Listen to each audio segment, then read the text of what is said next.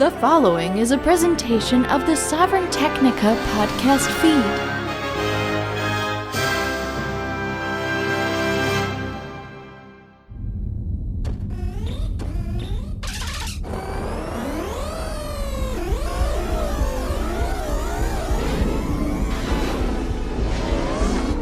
Now entering the gaming grid. The latest gaming news, reviews, and retro culture, as only the man of tomorrow can deliver.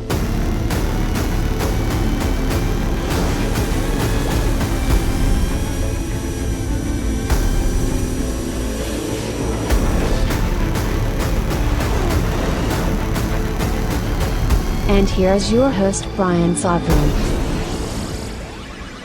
Ooh, I like it. The gaming grid, baby.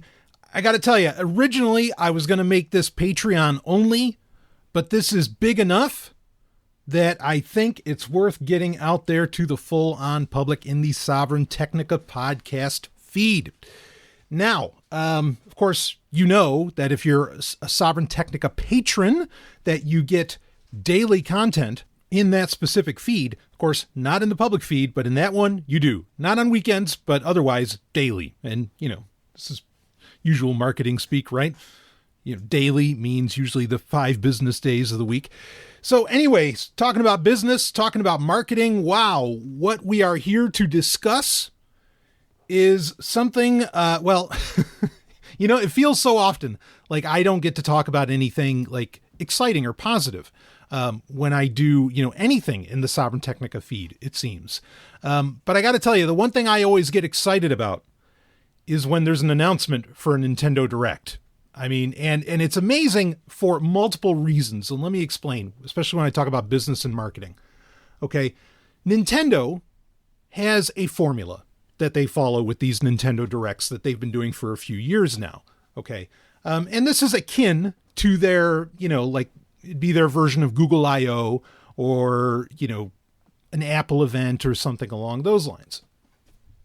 What's amazing to me about, and probably why they excite me so much, is there's no bullshit. No, I mean, some of the games might not excite me so much. Some of the game mechanics or genres, I might consider bullshit or something along those lines, like if a game has IAP and things like that. Okay. But overall, this whole presentation, yeah, you might see the interim president of, Nintendo Japan there, and obviously it's all being, dubbed right into English, and it's all very like flat. You could even call it corny, but point being, this is not a matter of showmanship. Okay. They let the games and the game footage do the talking. And that's what's amazing about it, right? It's no, like, I mean, yes, these games, you know, are going to come at a later date, sure. So, but a lot of the things are announced and go live and are available to purchase or download that day, which is also awesome. You know, I think that's great for people to walk away. Oh, you know, when people can walk away with something actionable right now, and I don't just mean a pre-order, I mean something new that they can play, you know, that day is amazing. Okay. So they don't need any flash. They don't need, you know, I guess you could say after a fashion, they do a one more thing, you know, where at the end, like, here's the final, you know, thing that they show off. And sometimes it's a surprise, or sometimes it's more footage of an incredibly exciting game, which certainly Nintendo has plenty of those for the Nintendo Switch right now. But, again, like they just lay it out, give you the info, and that's the end of it. It's amazing how ultimately dry it is in presentation in comparison to so many, you know, to a lot of other tech reveals or reveals in the tech world and even in the gaming industry. Like you think of what Xbox does, or, you know, Microsoft does with the Xbox line, or even PlayStation, where everything's like, or many times things are trying to be edgy and trying to be this and all that. And Nintendo's just like, no, here you go. What do you think? And of course, everybody just fucking loves it. The other part that's amazing about it is this was announced like maybe 24 to 48 hours. I mean, there's rumors that it was coming, but, you know, essentially this was announced 24 to 48 hours ahead of when it was going to go live. There was no need for them. Oh yeah, this is coming up on this day. This is coming, and planning it out like 6 months in advance or something. No bullshit. Nintendo says, hey, yeah, we got a 40-minute direct we want to show you. See you tomorrow. And I mean, like, just the panache of that is refreshing, to say the least. Again, no bullshit. They've got their entire audience effectively by the balls, but fortunately they're fondling them. You know what I mean? So it's not like, it's not a derogatory by the balls. It's a, that's a terrible analogy to say about Nintendo, but you get my point, right? Like they have our rapt attention whenever they want to announce anything. And I've reviewed most Nintendo Directs over the past few years, just because, again, it is sort of the one occasion where I get to be, frankly, happy-go-lucky about everything, because it's just such an exciting moment. And it is akin to, I remember years ago when I was into Apple, when I was more of an Apple fanboy, like, sure, when Steve Jobs was on stage and showing stuff, I mean, that it was that magic, right? The Apple magic. And it was exciting to watch WWDC. Now I couldn't give a shit, but at the time, like, that was really exciting stuff. Nintendo Directs, fortunately, have not lost that magic. Impressively, even since they lost, in some ways, their own Steve Jobs in the character of, or not the character, but the personage of, Satoru Iwata, Iwata-san. But of course, they still have Shigeru Miyamoto, who may be more directly, actually, their Steve Jobs. But he didn't show up in this at all, even though it did open up with one of his babies, that being, and I don't mean his children, but that being Pikmin 4. We're going to break down all of these games. But as far as, is it worthwhile to even hear about it? Is it worthwhile to watch it? Again, there's not a whole lot of flash, not a whole lot of style. You get to see gameplay and all of this. There are some things that, like, if you were following what a lot of people will do when one of these directs happen is they'll watch the Twitter feed maybe, or they'll go to their favorite, game news website and see the announcements as they happen. I mean, I can tell you that is not really an efficient way to get this information, because there were like hints of things only visually that you could, and I'll talk about these as we get into them, that you'd only know by watching the direct, and were not covered at all by any of the live streaming news. So, I don't think that's as efficient. So I do think it's still, even if it's not what you could argue to be, like, in style, the most exciting thing, I got this direct particularly on February 8th, that went live February 8th, was so dense, as in there were so many fucking games announced. It got to the point towards the end, they did what they called a game montage, just because, and they showed off like 5-6 games, because they could have gone 2 hours showing off everything to the level that they wanted to. That's how much was in this. So anyway, watching it, I still think is ultimately worthwhile. But if you don't want to, I am going to talk about pretty much everything. And certainly there are things I'm going to go over way quicker than I do others, because there's parts of this that don't really excite me. But the overall package, let's be honest about this February 8th Nintendo Direct, the overall package was exciting as fuck. I mean, like, I was instantly messaging Rob just saying, like, too many games, too little time. Like, there's just, because there's so much great shit in this, and a lot of surprises, even if they weren't like 100% surprises in the sense that they came out of nowhere. They were surprises to get announced now, because we were wondering, like, when is this going to happen? And certainly we're going to break into a lot of that. That was a big part of this entire Nintendo Direct. So as I hold in my hand here my triple black Nintendo Switch, and I'm not kidding, it is all black, and it's not stickers either. These are custom Joy-Con. I mean, they're official Nintendo Joy-Con, but they are custom all black Joy-Con that actually do neat little light up tricks. Very handy. Anyway, it's a Switch OLED and everything. As I hold this in my hand, let us break down everything that was announced straight from the source, and because there is, like I said, there is a lot. So take a seat, or if you're on a long journey, you're in for a good time. So here we go. Let's just start it off. again, there were some games within this where they spent a lot more time than others. And one of the ones that they spent the most time with, which actually initially got announced by Shigeru Miyamoto himself at the last Nintendo Direct, was Pikmin 4, which was a bit of a surprise at the last Direct. And really all we got out of that Direct, the initial Direct it was announced on, was just like a screenshot. And I mean, one screenshot and a Pikmin t-shirt. That was all we got out of it. So I'm not surprised that they opened this one up with, a lot of footage of the game. And clearly we have a new character outside of Captain Olimar. It is a female character this time, kind of in charge of the Pikmin. There are some new creatures. There are also ice Pikmin. A lot to see here. If you've never played the Pikmin games, they're kind of a cute, in a strange way, they're sort of a cutesy real-time strategy. It is a unique gameplay style that is very hard to define. I think that you're better. I mean, I played the first one when it came out for Gamecube because it was one of the big deals for that system. I want to make a comment about the Gamecube thing as well in a second here, but really the best way to play if you wanted to go through the entire Pikmin series. So you have the trilogy, Pikmin 1, 2, and 3. You also have Hey Pikmin for the 3DS. But ultimately, the best way to play these games, 1 and 2, are available on the Wii, and they use Wiimote controls, which actually work super well. They were part of like the new Play Control series. That's probably the best place to play those. And then Pikmin 3 had a deluxe edition come out for the Switch. So that's an easy one to get your hands on if all you have is a Nintendo Switch. A quick comment. So yeah, check out, like, if you're looking for a really new type of game, that honestly, it is cute, but has a really great, I don't know, there's just something very peaceful, and like the color scheme of the Pikmin and everything, it makes for a very unique experience, I think.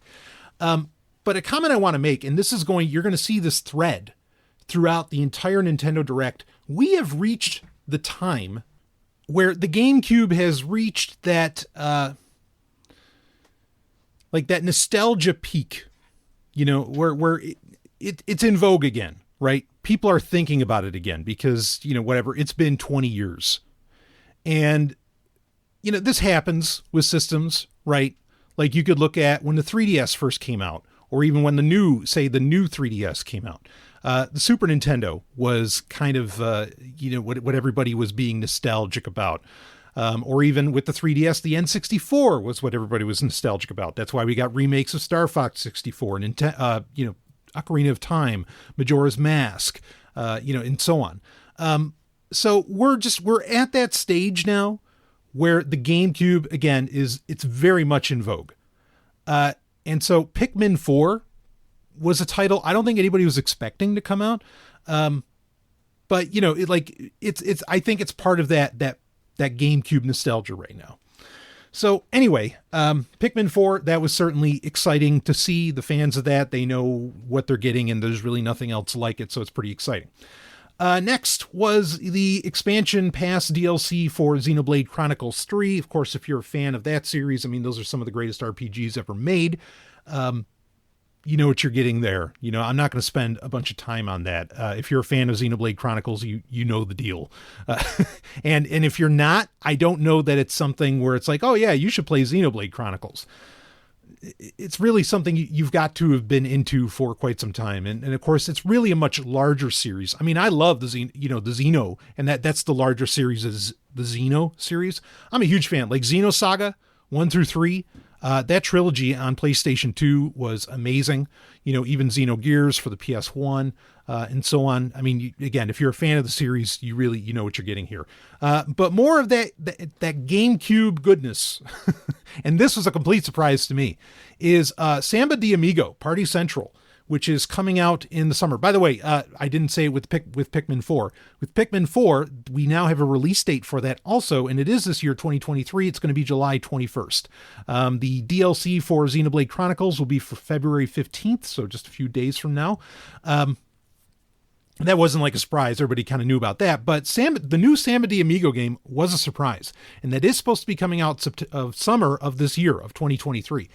Unless, I mean, maybe people knew about it. I didn't know about it. And I do watch Nintendo, or I do keep an eye on Nintendo news pretty avidly, more so than I do just about anything else. And this is a game, I mean, unless there's parts of the series that I don't know about, which is entirely possible. I remember it first and foremost from the GameCube, where they actually had like the maraca controllers and everything, kind of like with Donkey Kong. They had the band or the bongo controllers and everything. This is a very fun game, but instead of the maraca controllers, and it is like a music game. Instead of the maraca controllers, you're just using the Joy-Con. We'll see how well that works out, because as versatile as Joy-Con are, they don't always deliver. Meaning, with the House of the Dead remake, it was actually pretty disappointing just how ineffective or imprecise that the aiming for, a gun game like that was with the Joy-Con, right? When you're trying to use it as more of a gun con or, gun controller, and not as a standard, dual stick controller.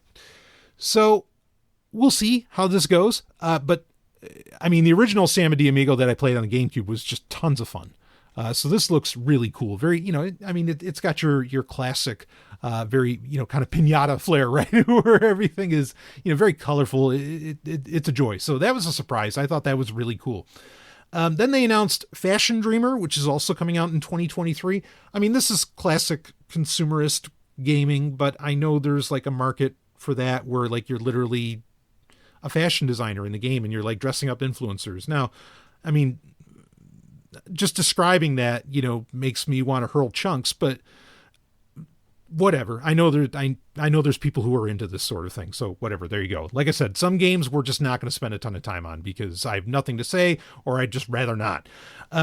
Okay. Next one, Dead Cells Return to Castlevania, coming out March 6, 2023. Look, folks, if you're a fan of Castlevania games, you're going to want to be on top of this because it's about the closest thing we're ever going to get to a new Castlevania game at this time from Konami. Not that Konami didn't come out with their own little surprises during this direct, but Dead Cells, of course, is not a Castlevania game. It is a separate platformer. A lot of fun in itself, but this is cool to have Castlevania characters, and that styling, including the soundtrack, the whole thing. Especially if you watch the direct, I mean, you know what you're getting there, and it looks really, really cool. And if you're a fan of Castlevania, by the way, check out issue 18 of the Sovryn Technica newsletter. Look under the video game section, and man, is there a treat for you there. Okay, so excited certainly for that one as well, because we're long overdue for any kind of new Castlevania game besides, of course, the Bloodstained series, which isn't technically Castlevania, but might as well be, right? Even because it's made by the same guy. Next one was a surprise that I'm sure has been announced elsewhere for other consoles, and I know it's coming out for other consoles and PC. But I'll be getting this one sight unseen. Partly because it's a situation where I just want to throw money at the franchise. And it is a new Tron game, as in like that Tron, bomb, ba bomb, bomb, bomb, Tron, right? You all know what that's from. Okay, so, one of my favorite franchises in history, way up on the list. Of course, Tron Legacy being one of the greatest movies ever made. Tron also enjoying that prestige in my mind. And Tron has actually a very good track record, in my opinion, of video games, partly because the movies are, after a fashion, about video games themselves, so it only makes sense. This has all of that Tron Legacy styling specifically, which I'm really excited about because I think that's just gorgeous, just a gorgeous design language. It is a visual novel, so this is very different than other Tron games, but that's okay because Tron is a true multimedia machine over the past 40 years, and it's worked in every venue it's been put in. So I'm excited for this. I'm intrigued it's kind of a detective story. You're playing a detective on the grid, a program called Query, which I thought was clever. I'm digging this. Like I'm really open to this one. And this is something that, come around April 11th, I definitely want to be on top of in 2023. Of course, we haven't talked about it on anywhere else in the podcast feed, but the Tron 3 news is hot and happening. And well, anyway, that's obviously why this game is getting made. Also, there's a new Tron ride opening at Disney World. So anyway, I'm excited for that and looking forward to it. Hopefully the music, it's not going to be Daft Punk, but I'm sure it's going to be pretty good all the same.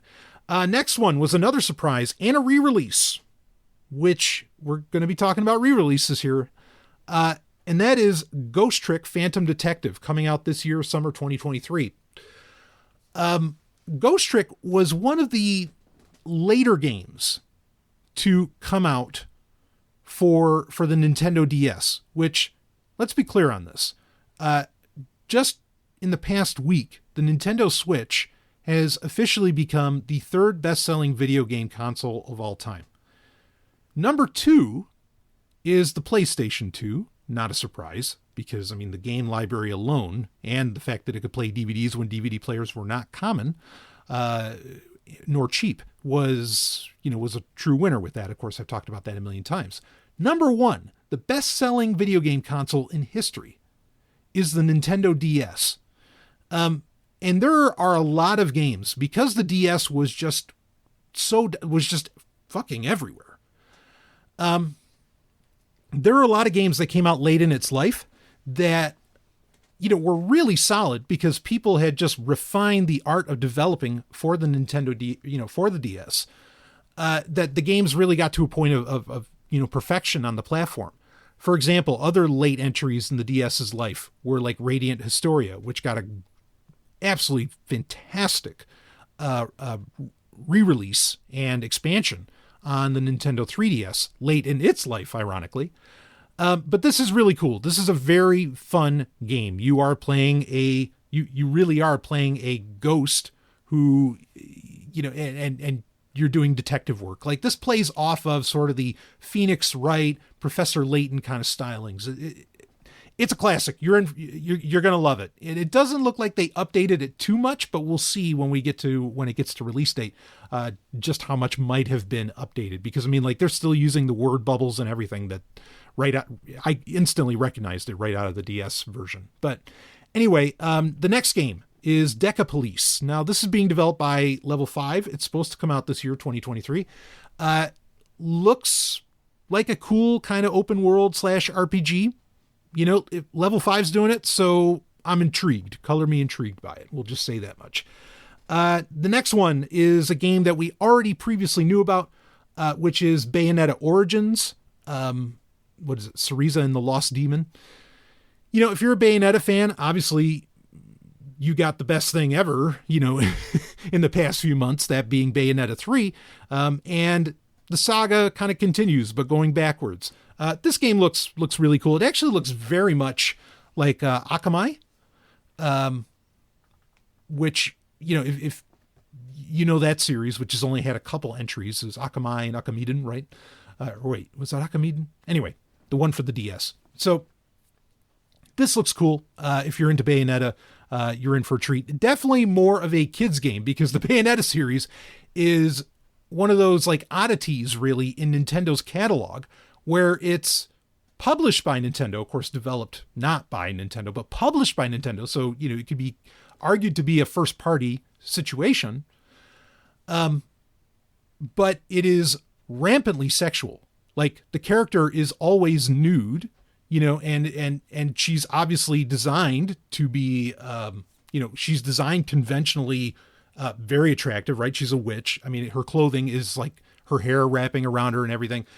So I'm amazed that Nintendo is like kind of riding this, but this is definitely a kid-friendly version of Bayonetta. Anyway, we'll move on from that. The next one, Splatoon 3, of course, talking about more DLC coming out for that in spring of 2023.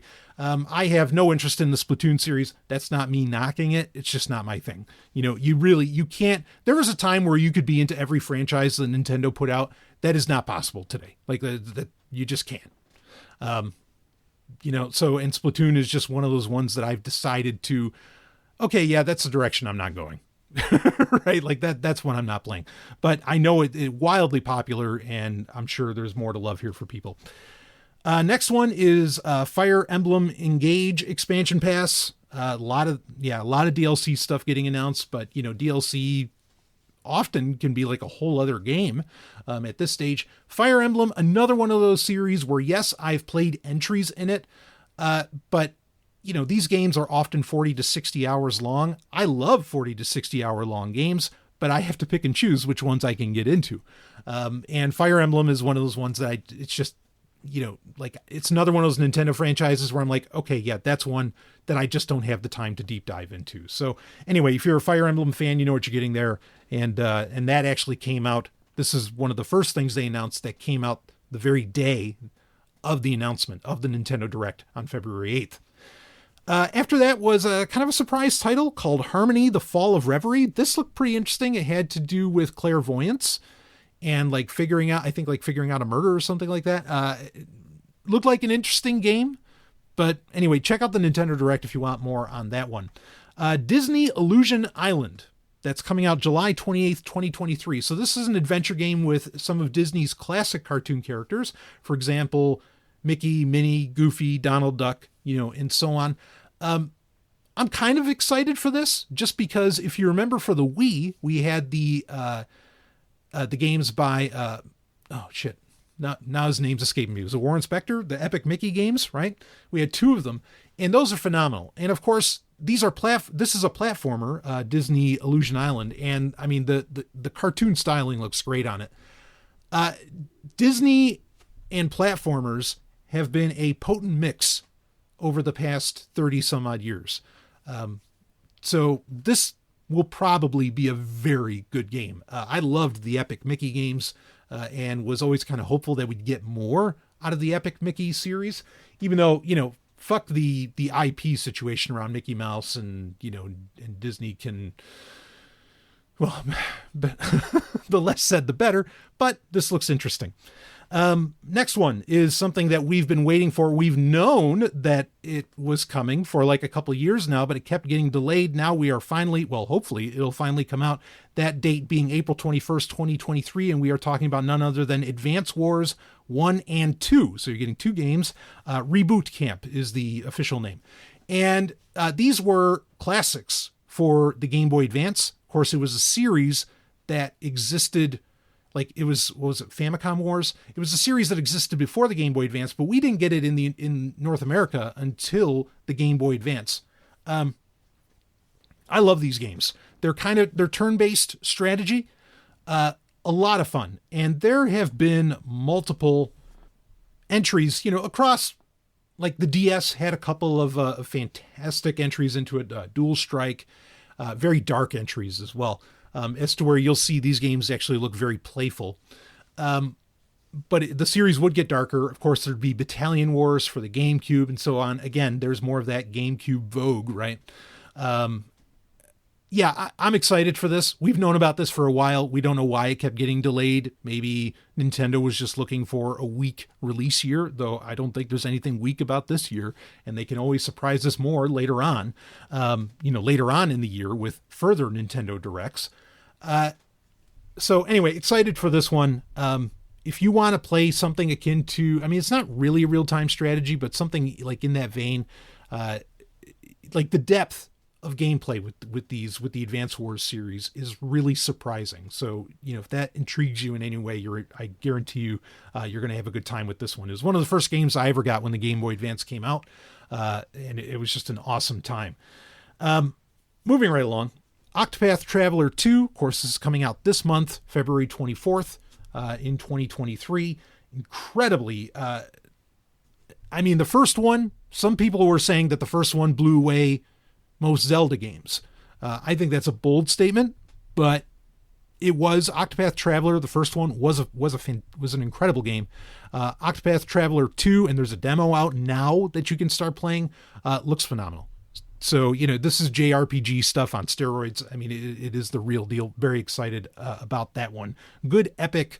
I mean, like, the name Octopath Traveler comes from like the 8 different kind of storylines you can run with.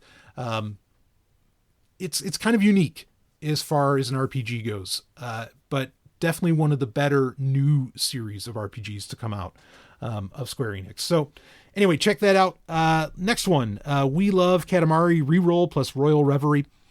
I don't have a whole lot of comment on that, but coming out in June of 2023. Sea of Stars. Speaking of RPGs, Sea of Stars. Now, this is an RPG. This has already existed on already come out for other consoles. I'm so glad it's coming out for Nintendo. It feels like a Nintendo game if you ever play it. Like it's a fit for the platform, and it very much will remind you in style, music, everything. It will very much remind you of Chrono Trigger. So if you like the idea of playing, I hate this term, but I'll use it. If you like the idea of playing a spiritual successor to Chrono Trigger, Sea of Stars is your game. This game is gorgeous. So definitely check that out. That is coming out August 29th, 2023. Next game, Omega Strike, coming out April 27th, 2023. Some of these you don't have to wait long on. Omega Strike, though, I'm not really excited about. It's some kind of free-to-play air hockey with like people.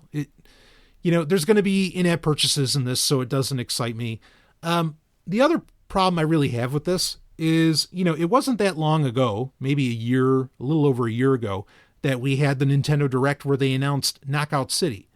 Knockout City was a free-to-play online dodgeball game. That game is shutting down over the next couple of months. Like, it's barely been out there. I don't even think it's been out for 2 years. And that's the problem, is these games suck up your money, but then you do run into a time where effectively you can't play them anymore. Now, apparently, I think I heard that Knockout City was just going to open up the code to allow people to run their own servers so they can keep playing it, which that's nice. But there's no guarantee of that happening. That's how it should be done, but there's no guarantee of that ever happening. And that's even on PC. You're not going to be able to do that, as far as I understand it, with the Nintendo Switch version. So these kinds of games don't really excite me, even though, I love air hockey. If this was a standalone title with single player action, I might jump on it. But yeah, anyway, not my type of game. Next one was a real surprise. That being Etrian Odyssey Origins Collection, coming out June 1st, 2023.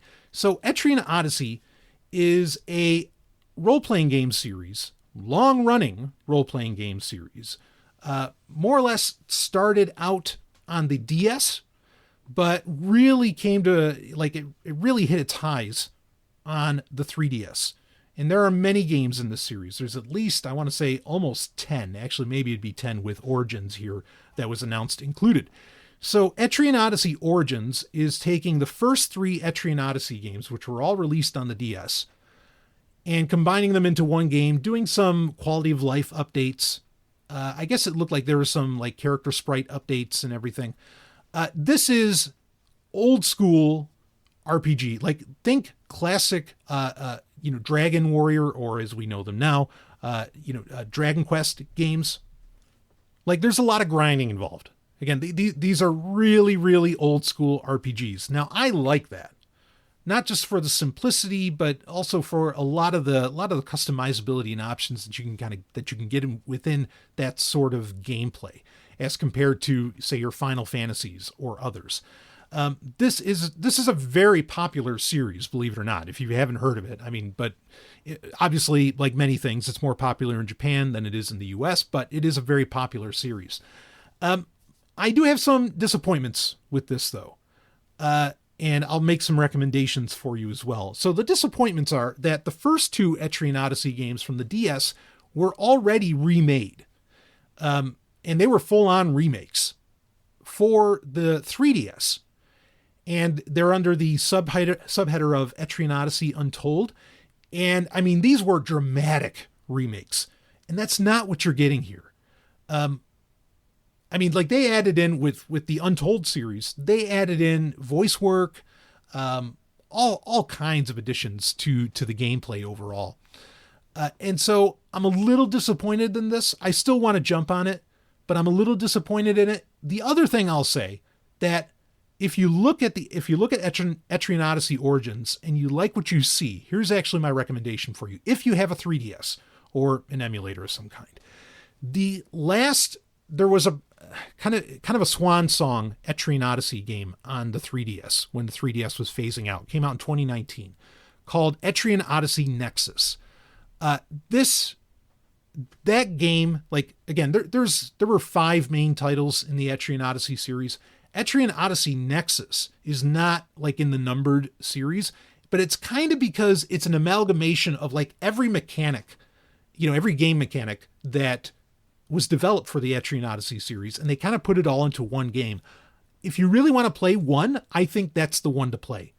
And it is a great game. Like it's a 9 out of 10 easy. So, like this could be interesting if you want to try out, those earlier versions. And certainly I have an interest in it just because I love the series. But yeah, you're not getting the best experience here. And this idea of like there being, we're going to get into this in a minute, this idea of playing enhanced versions as compared to what actually got released is going to be, it's something I've talked about many, many, many, many times. Like back when there used to be the theorized Nintendo 64 Classic that was going to come out, or the Mini, like came out for the SNES and the NES years ago, where they re-released the console with pre-built games in it and everything. And I'd always said, don't do the N64 Mini because there are better versions, significantly better versions of a lot of the big N64 titles available, like say on the 3DS, like Star Fox 64, like the Zelda games, and so on. And even like Mario 64 got an incredible re-release and wildly expanded re-release for the Nintendo DS. And so I never really wanted that to happen because I don't want to play like an inferior version. Okay. Anyway, so Etrian Odyssey falls into that category where I'm like, but I'm really playing like a significantly stripped down version compared to, even though it's still remastered, compared to the remakes that came out for the 3DS. So just something to keep in mind. Now, a game that is the opposite situation is the next one that was announced, and of course everybody knew was coming. It's been announced before, that being Kirby's Return to Dreamland Deluxe, coming out on February 24th of this year, 2023. This looks awesome. There's a whole new storyline attached to it. I don't need to spend a ton of time with this game. Definitely one of the best Kirby games ever made. There's barely a bad one, but this is a total winner. So if you're a Kirby fan, you know what you're getting. Phenomenal. Now, here was the surprise. Here was there were two. I'll give it three, and we're getting into them. Okay, we're on the home stretch here. We're almost done. My review has almost been as long as the 45-minute Nintendo Direct that aired on February 8th itself. Okay, and maybe if I can time it, I'll try and cap it out at it. But anyway, this was rather shocking, and like out of nowhere, suddenly, the presenter is holding an original Game Boy, an 80s original Game Boy, and it's just like, oh boy,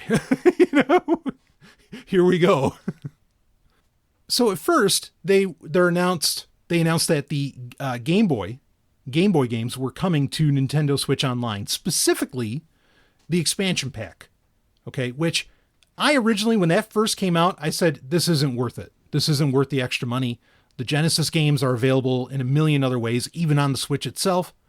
And the N64, while that's interesting, again, the issue I just brought up a couple minutes ago, that you're playing inferior versions of many of these games, doesn't really make sense. We're at the stage now where some of the Genesis game releases are more rare now. And so I think it's worth it in that sense. And the N64 releases, of course, GoldenEye 007, among others, are ones where, okay, like now this, and especially when you get with GoldenEye, now that you get added on online multiplayer, which you're not doing unless you're running it on an emulator on a PC or something, which you can't just do even on, an N64 with an EverDrive in it, with an EverDrive card in it. Now it's getting to the point that, okay, there is value with the expansion pack. And I do think it's worth it at this point. And now, not a surprise, now we have Game Boy games, but wait, there's multiple more that we got to talk about. And it's a pretty good selection that they first came out with. So, in fact, one of them was a bit of a surprise. Now, when they said Game Boy, what they mean by that, they mean Game Boy, Game Boy Pocket, and Game Boy Color. Okay, so you have the Game Boy Color games. You have Game & Watch Gallery 3. It's a good choice. The classic Game & Watch games.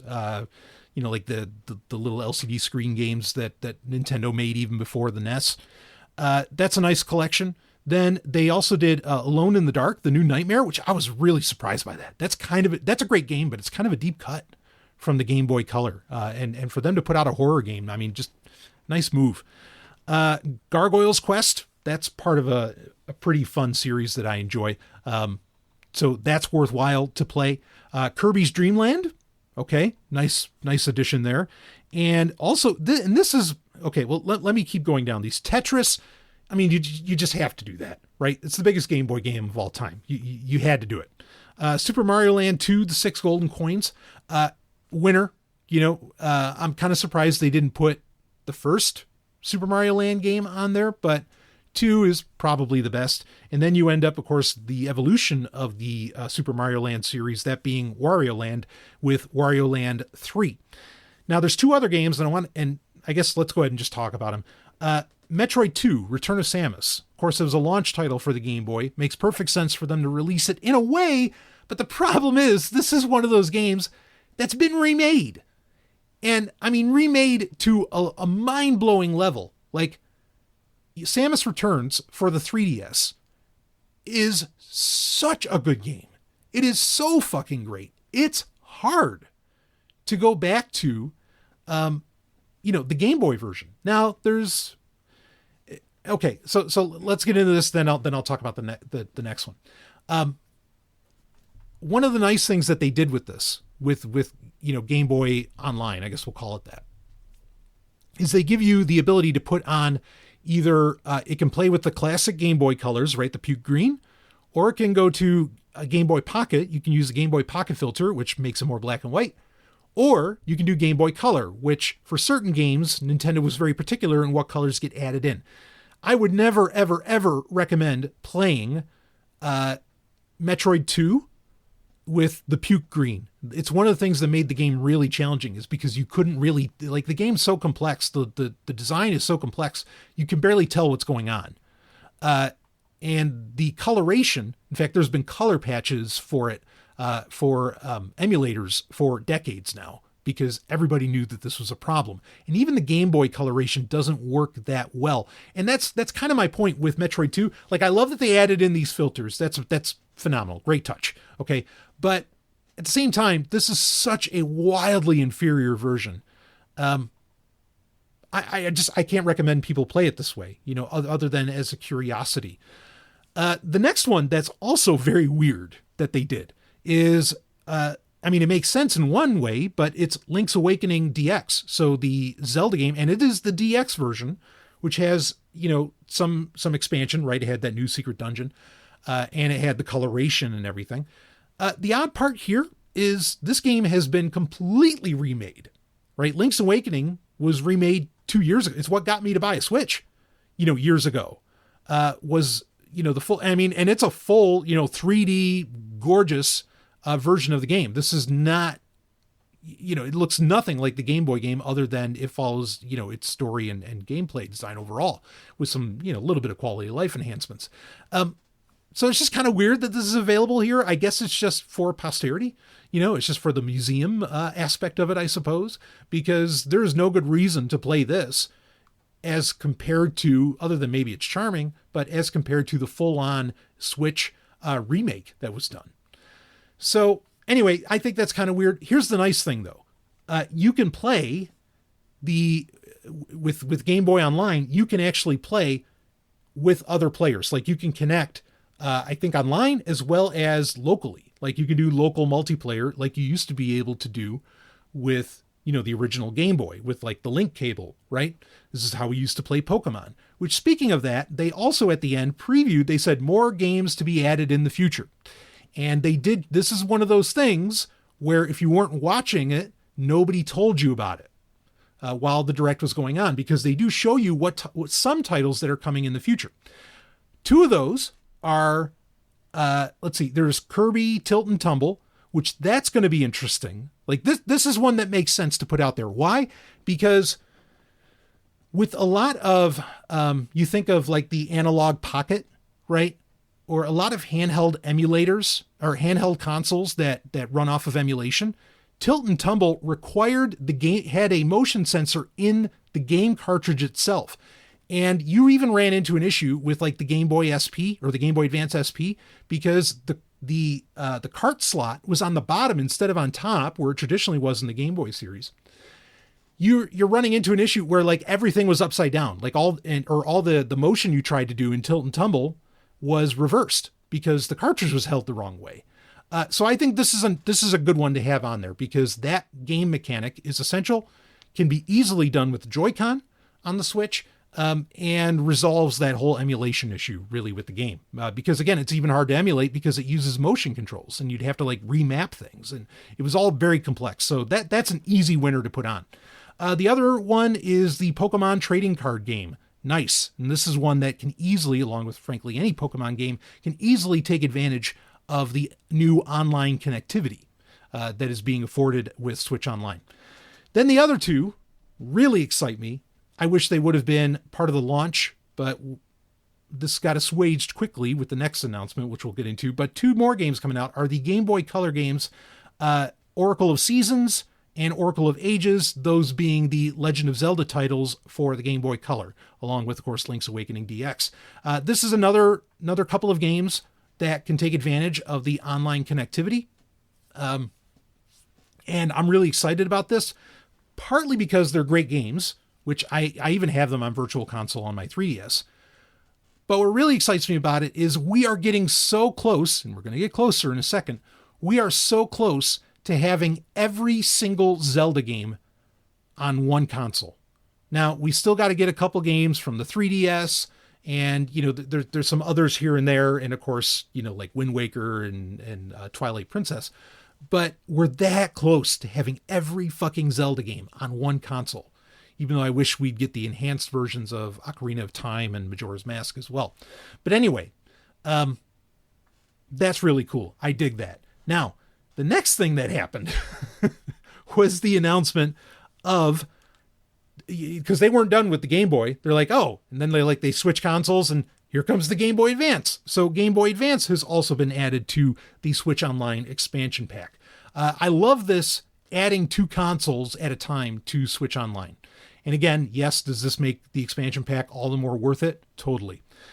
Really, really nice selection of games here for this one. And did they do what I was just talking about, where at the end they announced more games coming? Yes, and we're going to talk about those as well. But opening it up, you get Mario and Luigi Superstar Saga. Lots of fun game there, or just lots of fun to be had there in that game. WarioWare Inc., which has a ton of micro games in it. I love that collection. And again, tons of fun. What I would argue is the best version of Super Mario Bros. 3 out there, that being the Super Mario Advance 4 release for the Game Boy Advance, which has like like 100 other levels on it. Like, dynamite to have this. Nice move on Nintendo's part to include this in the first one. Then Mario Kart Super Circuit. And while you would think that Mario Kart Super Circuit, it's like, yeah, but why would someone want to play like an ancient version of Mario Kart? I think that there is a appeal to the simplicity of older Mario Kart games. And also now you get to play this in what really made it a joy, which was via link cable. But now you get to do that, you know, with Wi-Fi, you know, online and, you know, with connected switches. So that's really cool. Then Kururin. I've never played this before. I don't know. Looks interesting. But the big winner is, and probably the biggest announcement out of these Switch Online editions, is The Legend of Zelda, The Minish Cap. Fantastic game. One of the best, not the only Zelda release for the Game Boy Advance, and I'm sure those are coming. But this is, you know, again, like I said, we're almost getting every single Zelda game on one console, and that is so insane to me. I love it. Minish Cap, it's one that I feel like a lot of people kind of forget about it, that came out. And partly it's forgotten because it used the more cutesy styling of the Wind Waker Zelda, which wasn't well received at the time. But, you know, now everybody's kind of accepted it and enjoys it for what it is. You know, are we going to eventually get DS Online and get, you know, Phantom Hourglass? Or wait, is it Twilight Hourglass and then Phantom Tracks? Whatever. the two DS games, maybe eventually we'll end up getting those. Now, the more games announced, certainly some exciting ones here, including Metroid Fusion, which is one of the best Metroid games ever made. Then Kirby and the Amazing Mirror, Fire Emblem for the GBA, which that was the first time I ever really played a Fire Emblem game. as well as F-Zero Maximum Velocity. It's going to be great to take advantage of the Wi-Fi connectivity, to link up switches. And then, of course, Golden Sun, one of the best RPGs ever made. So there's more I'd like to see out of that. Like, we should get Metroid Zero Mission, which is a remake of Metroid 1, which I recommend everybody play. It just takes that game to whole new heights. And I'd love to get Dark Dawn, the second Golden Dawn game, would be, it builds on everything that was great about the first. So that was a really, really exciting announcement, kind of out of nowhere, even though people knew that, like, they saw it in the code that this was happening, that eventually we would be getting Game Boy Online or in Switch Online, as well as Game Boy Advance, or maybe Game Boy Advance wasn't so much announced, but it was awesome to get both of those like in one shot. I was pleasantly surprised by that, and I think most people were. And the one thing we didn't know is what would be the game selection, but I think we're off to a great start on that overall. Now, getting into the next bit of gaming, which is another one that we'd been told, there had been a lot of rumors going around, hey, this is done. We don't know when they're going to release it, but this has been done for a long time. And it finally, or at least part of it finally, was released, and that is the remastering of Metroid Prime, the first one. Now, the rumor had been that Metroid Prime Trilogy, which got released for the Wii, like that whole all three games would end up coming out, at once. That's not how this is going. But impressively, I mean, the first one alone is worth it. And impressively, it got released that day, the day of the Direct, on February 8th. $40 for it, which at first I was like, man, you used to be able to get all three games for $70 new with Metroid Prime Trilogy. That seems a little steep. But then you find out more, and there's been more exploration of, okay, what does remastered mean? Like, they really remastered this, like whole new polygon models. Like, they went deep, and it looks stunning. We say it a lot, like one of the best games ever made. Well, video games have been around for 40 years. There's a lot of games that are some of the best ever made. But this is really one of them. And the new control schemes look good. I saw Modern Vintage Gamer saying everything, was on the up and up, and he is a harsh critic on this stuff. And yeah, I'm really excited about this one. Good move on their part to release it, like that day. Like, it was such a surprise announcement, even though, again, there's whispers in the wind that this existed. But to just announce it out of nowhere and then release it that day, nice move, Nintendo. Nice fucking move. And this is one of those games, look, you're just never going to see it on any other system. It's only on Nintendo systems. So I dig it. It really does look worth it. Yeah, sure, I have a modded Wii as well. And, I could power up Metroid Prime Trilogy right now, but this looks that good, looks that worthwhile to get on. And it looks worth the $40 price. The work was put in on this one. Are we going to get the other two? Yes. Probably it's all going to lead up to when we finally get Metroid Prime 4. A lot of speculation around Metroid Prime 4, that effectively Metroid Prime 4 has been bumped to a launch title for perhaps the Nintendo Switch's successor system. Maybe. I'm open to that. It's possible. That's just rumor. And I don't like to really deal in rumors much, but it's speculation more so than rumor. Like, I don't think anybody's out there like claiming that. It's just like, this is just something that people think could happen. So there's nothing wrong with that. Yeah, that could happen. But at the very least, we know, Metroid and Metroid Prime specifically is on Nintendo's mind. And I thought that this was a brilliant move on their part to put this out. Very excited to eventually give this a shot. And again, this was originally a Game Boy or a Gamecube game. And this speaks to what I was saying, this whole theme, this whole time we are at peak nostalgia for the GameCube, the GameCube Vogue, as I'm calling it.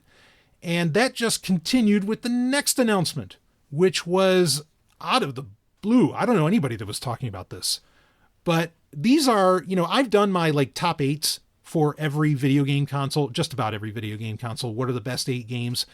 And one of these actually made it onto my top 8 games. And that is, they're releasing summer of 2023, an HD remaster of Baten Kaitos, 1 and 2. So originally the second one was called Betenkaitos Origins. And these are like, they're RPGs, but they're sort of like Cold Step Revolt, where they have like a card mechanic, as in like, cards, like playing cards. Really unique, very cool games. It's one of those series, I know it didn't do super well in the quote unquote West, but I'm always surprised that, there weren't more in the series done. I'm hoping that this means that we'll get a 3, Betenkaitos 3. But I'm on for this. Like that's an easy purchase. Just because, it's part of the reason that I even had a GameCube, or a Wii. I've quote unquote upgraded from having a modded GameCube to a modded Wii, because, a modded Wii can play all the GameCube games. Part of that was for these 2 games because they're that great. Awesome that they can just now be, played on the Switch. So that was a total surprise. I don't know anybody that was expecting that one. That was not on the bingo card. But very exciting release to come. Next one is also a bit of a surprise. Maybe people knew about it, but I did not. And that being Fantasy Life I. So it's Fantasy Life and then the letter I. And then it's the subtitle is The Girl Who Steals Time, coming out in 2023. So Fantasy Life, I don't know if there's more to the series. I played Fantasy Life for the 3DS. Excellent game. It's kind of like Animal Crossing, but with humans. And it has like an adventure story around it. It's it's one of the things that made me stop playing New Leaf, Animal Crossing New Leaf on the 3DS. It's because Fantasy Life's so much cooler, because there's more of a storyline to it, and it's not just, you play Animal Crossing, the deal. But anyway, I really like the series. It's cool to have another entry in it, even if it's not like a full on, I wouldn't have minded if they just did a remaster of the one for the 3DS, but this should turn out really nicely, even if they just keep the game mechanics from the 3DS, because it was fresh then. And I don't think that's changed. So excited for that one. Next one was a very quick announcement. It went by in like seconds. And all you saw was the title character, and that being Professor Layton and the New World of Steam, coming out in 2023. Professor Layton is a classic series from the Nintendo DS. It has a very unique style, instantly recognizable. It's not like a series I ever really got into, kind of like Phoenix Wright. I never really got into Phoenix Wright either. I know they're great games. I understand that, if you're into that. Professor Layton's one of those, but regardless, I'm sure a bunch of people shit their pants, because it's been a while since we've had a new Professor Layton game. And I certainly recognize the franchise's, real clout and community, that franchise has. So then after that, we got the announcement for the Wave 4 DLC for Mario Kart 8 Deluxe. And with this one, I thought this was pretty cool. The past 3 waves have been awesome. With Wave 4, we're also getting a new character. They're bringing back Birdo from Mario Kart Double Dash. Again, that GameCube Vogue, like I said, it's back, and they directly mentioned, Double Dash. Like they told you that the character was from that. So they're appealing to this peak GameCube nostalgia, which I have no problem with, For me, that generation was like peak gaming anyway. So please, by all means, not out of nostalgia, just out of style. Let's go with it. So that looks cool. Exciting stuff. Ellen and I have played the fuck out of all of the waves that have come out for Mario Kart 8. So certainly excited to do that more with that. Another surprise, and this is one of those rare series, it seems, that has not yet been brought over to, to the West, as it were. This is by Konami, and it's WBSC eBaseball Power Pros. So the Power Pros baseball series. And this is something that was available now. Like you could get it the day of the Direct, which again, nice move. And it's only 99 cents, but it's kind of a slim down. So Power Pros is a very popular baseball series, baseball video game series in Japan. This is the first time that I'm aware of that it has come stateside. And it's pretty cool. Like if you're into baseball, it has kind of a, again, that cutesy look, which you sort of I think a lot of people expect from Nintendo exclusives.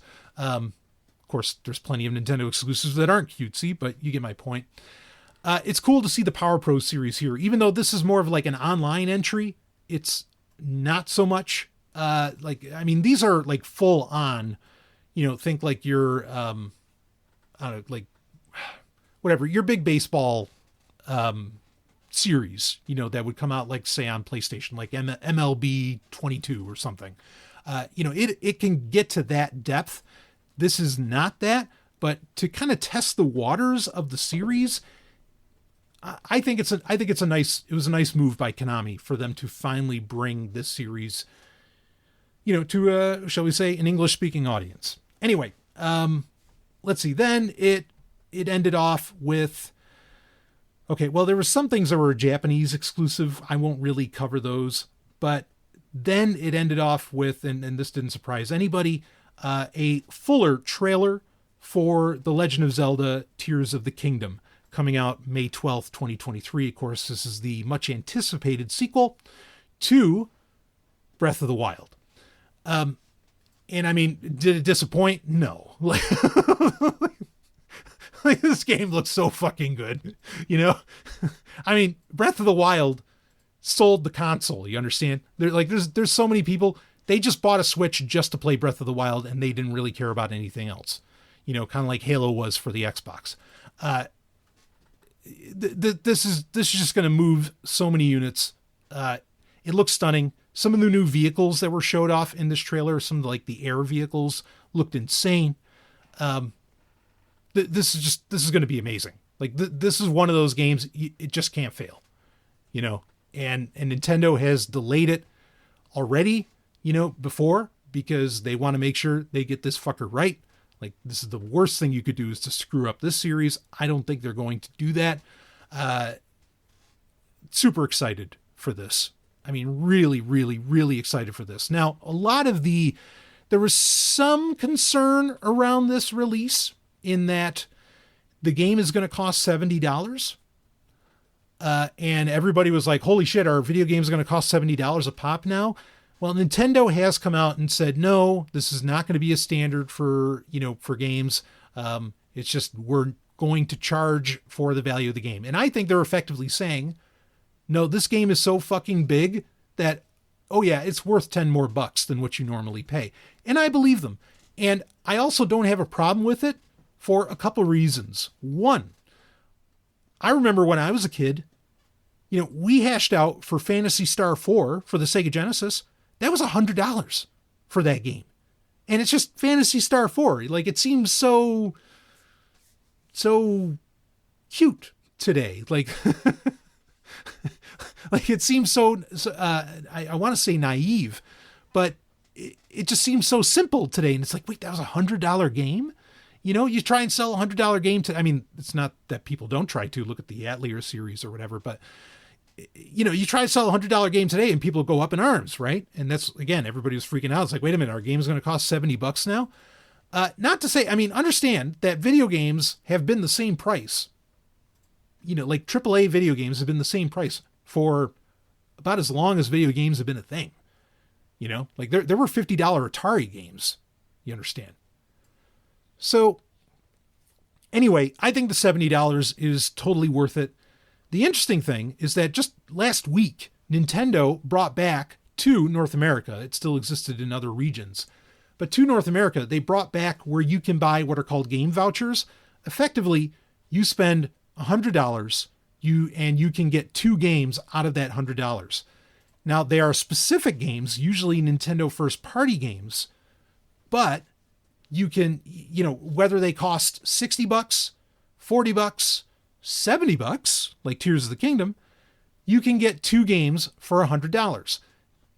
When we're talking about a game like Tears of the Kingdom costing $70, and then you get another game for $60, you're saving a nice little chunk of change right there by buying the game vouchers. So with Nintendo having the game vouchers available, I think that offsets this concern a little bit. And as we've just covered, many of these games are available via game vouchers. It's a pretty good deal. It's like a sale that's always on. So I really don't have a problem with this. And I'm sure Nintendo had this in mind when they decided that they were going to up the price which came later in the release, because, they had this in mind for Tears of the Kingdom. And I say this because Tears of the Kingdom, if you pre-ordered it last week off of Amazon or GameStop, it was only $60. But now if you go there to Amazon or GameStop or wherever, it's going to be $70. I think they're honoring the original pre-order price, but they had this in mind. Like, there was strategy involved here, and it's a strategy that makes sense, and I appreciate it and I get it. I don't, even if they didn't have game vouchers, I think they're wholly justified in charging $70 for Tears of the Kingdom. But since they do have the game vouchers, I mean, it's a steal in a way. So anyway, again, because you can get another AAA Nintendo game, like, say, Advance Wars or Kirby or, and many of the others I'm sure that we listed off when they become available for pre-order or to buy outright. So anyway, this was, as you can see, this was jam-packed. Like, there was so much shit in this Nintendo Direct and so much coming. Very excited for the releases that are going to happen on Game Boy Advance and, for the Game Boy, and Game Boy Color on Switch Online. Again, before I didn't recommend the expansion pack. Now I wholeheartedly recommend it. It has really become worth its salt. Again,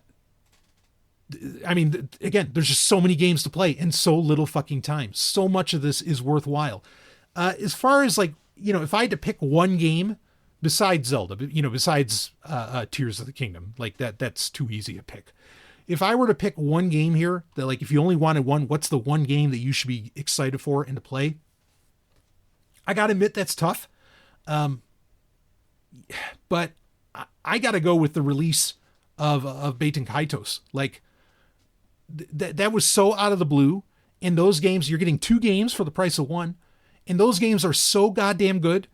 I think, if you're only to get one, it'd probably be that. Otherwise, I know, and you're like, wait, you're not picking Metroid Prime? Yeah, I know, but that's kind of available in so many other ways. I don't know. that certainly is up there. But Fantasy Life I, that, if not Baten Kaitos, I would probably go with Fantasy Life I. That really excites me, because there's a lot of depth to enjoy in that game. But again, just so much really announced and even released on that day here. It's an exciting time to own a Switch, that's for sure. But then it's always an exciting time to own a Switch. As I've said over and over again, Nintendo just does so much right. And they're not perfect, especially the way they treat IP. And of course, there are some concerns around how they've treated employees, even though recently what did they do? A company-wide raise for everybody. And they're also not laying anybody off, I remember when I heard on Windows Weekly, Paul Thurrott was talking about Nintendo for a minute, and he says the laws of physics just don't apply to this company. And it's the truth. It's the one, everybody can tank. Google, Apple, Microsoft, you name it. But man, Nintendo just keeps on floating by. Fucking incredible. And this is why. Again, they can do a completely non-splashy 40-minute presentation that will just grab you. It just takes your attention. I even heard stories about university students sending emails to their professors, threatening emails saying, you need to cancel class because, the Nintendo Direct is on. I'm not into threatening people, but that's so goddamn funny. But I think it kind of proves the point. The world can seem so depressing for so many people, but man, the Nintendo train rolls on, and it is like that one little spark of joy. I know many times for me, it feels like it. There's more to life that's a joy, of course. I'm in the most amazing marriage that I couldn't even begin to imagine. There's so much to love about life, but at the same time, in the news cycle, Nintendo is that spark of joy. So anyway, this just added to it. If you don't have a Switch yet, well, maybe this would convince you. But a lot to get excited about. And I will wrap this gaming grid up here. And I will see all of you on the other side. Game over.